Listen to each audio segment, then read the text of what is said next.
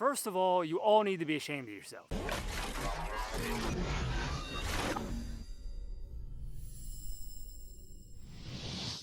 All right, I'm gonna get on my soapbox for a minute and talk about this whole Tommybuilt T7 fiasco that's been going on for the past little bit now, I guess. So yes, the launch did not go as smoothly as maybe everybody wanted it to be. This platform, this gun, the MP7 T7, had worldwide attention and interest. I don't even think Tom knew how big of a deal this thing was going to be, even though I think we all in the community knew what it was going to be like. I don't have any affiliation with Tom. If you see my original video from SHOT Show, I'll link it above, when we had the sit-down interview talking about the T7 and all the inner workings and all the whole thing.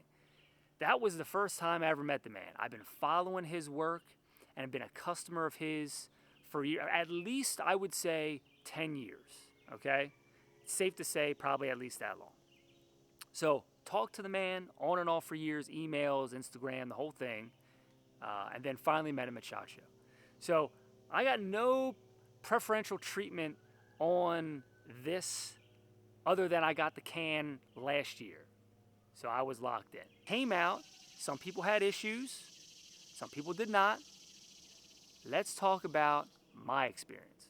So here it is in all its glory, the Tommybuilt T7 MP7, all kitted out. It's not in its final form. We're gonna be doing some more stuff, changing up some things, but here it is. Let's talk about my experience at launch. I had the same issues that you've seen the very well-viewed videos over the past few weeks. The failure to feed, sort of failure to extracts, all of those things. It just did not want to cycle. I had shots that, you know, it was single shot. It was maybe 2 or 3 at the most, and then it wouldn't run, get jammed up.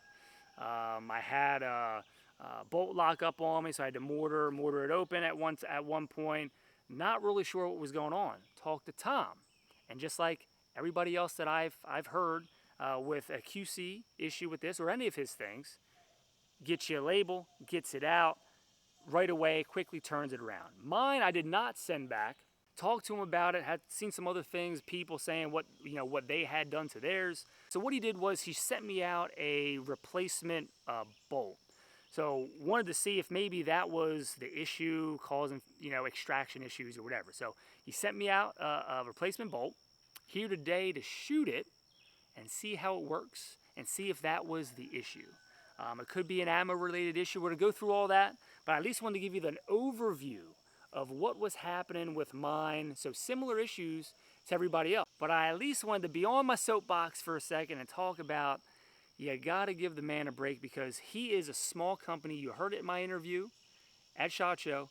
It's him and a couple people that handle everything. So you gotta give him a break. And I'm saying that as a loyal, fan of his work in general and appreciation for what he does in the community to bring these guns that nobody would have, nobody would be able to own if it wasn't for this man. So I appreciate he's doing the Lord's work. So you got to be patient. If you're having issues, you're going to get them fixed. All right, so first let's talk about the setup before we get into shooting it, because I know people are going to ask what I'm running and why. Originally, I was running the flip-up A2 MP7 sights front and back, but knew I was going to change it up and get the Somo Gear PEC because Somo Gear is good enough for me, and it actually, in my experience, holds zero. It works on my 416, so no need to get something really crazy. Also running with that, same setup as I have pretty much on the 416, just a different light.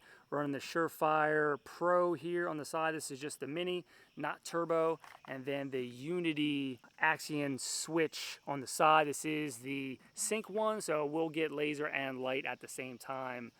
If I have the laser on. Pretty cool, I like that setup. Got those from Monadnock Firearms. I found that they've just got great selection and all the cool stuff in stock, so Instagram link will be below on those guys. One last thing I had questions on is, Steve, is your stock or brace set up really tight? Yes, mine was the same. I talked to Tom.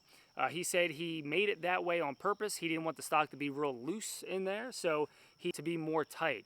It does work in. If I was you, I would just sit at home and just keep working it in and out, in and out. Mine is still a little tight. It's not as tight as it was in the beginning, but all you got to do, and all I was doing, was just pushing it in, pulling it out, pushing it in, pulling it out, just to get that wear in there to make it go smoother. So now it's a lot easier than it was in the very beginning.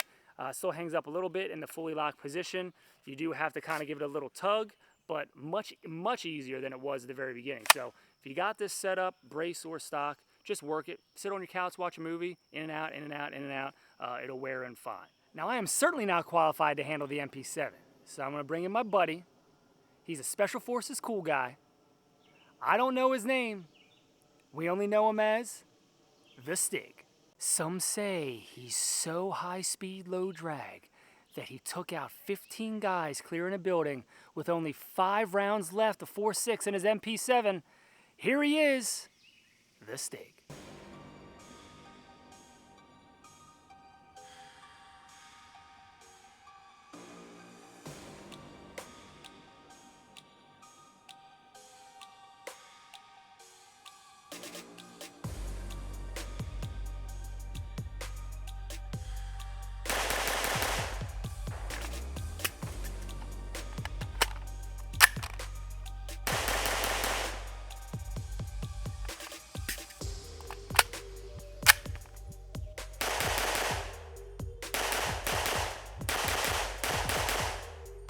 For those of you who don't know me, my call name is the Stig.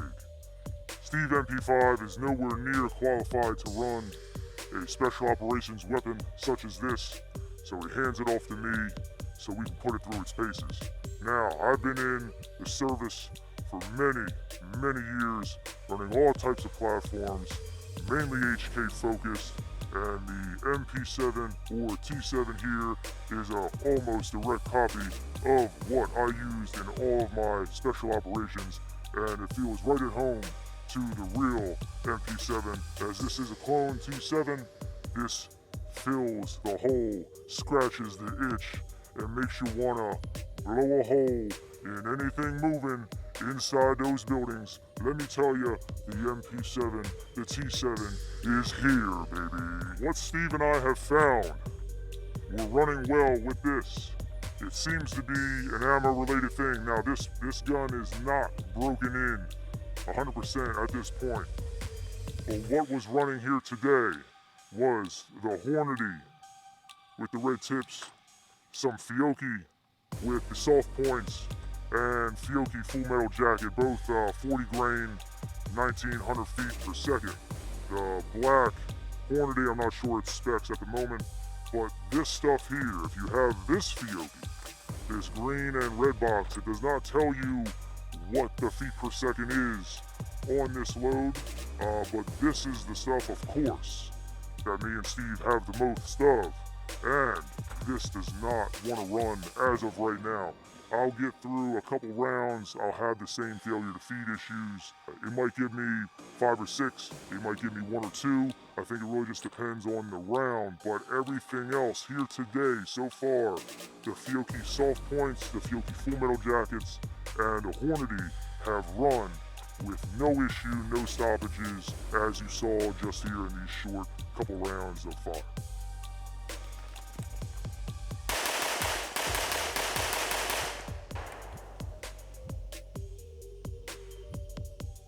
Now, let's try to induce a malfunction with the ammo that is not running correctly. Let's see what happens.